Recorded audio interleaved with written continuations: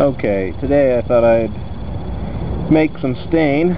I'm using some stain, so I thought I'd show what I'm making. It's somewhat natural. I've got used paint thinner, a can that has a lid, and I mix it in. It used to have stain in it. Some tint and raw linseed oil. Raw linseed oil is going to be probably the hardest to find. I'm using it because I have it, but boiled linseed oil will work just fine for this. So if you can't find raw, then look for boiled. Okay, I've jumped ahead. Now the formula for this is you want 1 part of the oil to 2 parts paint thinner. I'm using used paint thinner because I'm a painter and I have it around. If you want a little more natural solution, go with gum turpentine. And just to give you an idea of the cost of this, linseed oil, probably around $15 a gallon US. This is also about $15. If you want to buy it, you can also ask the paint store to put some red in it.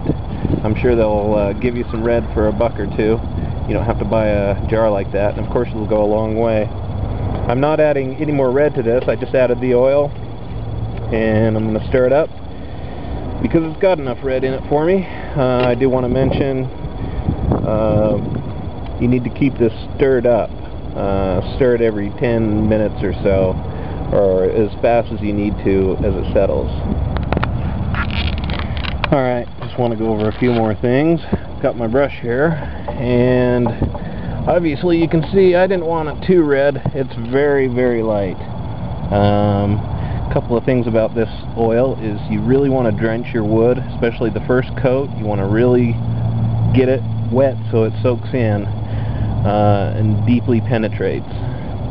Especially on the end grain, you want to really soak that. You want to give this 2 coats.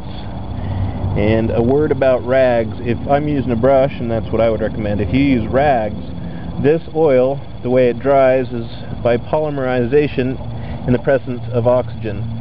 If you remember from high school, that's exothermic. So if you leave a pile of rags soaked in this stuff, they can heat up to the point where they will spontaneously combust. So that's a fire hazard. So make sure that if you have rags soaked in this, that you spread them out and allow them to dry at least 24 hours, longer if it's cold.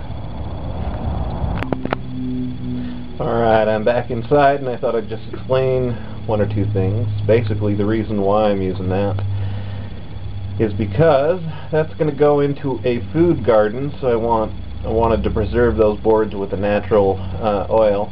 Also, just a note, most places that I've looked suggest that you use cedar or redwood to build your garden.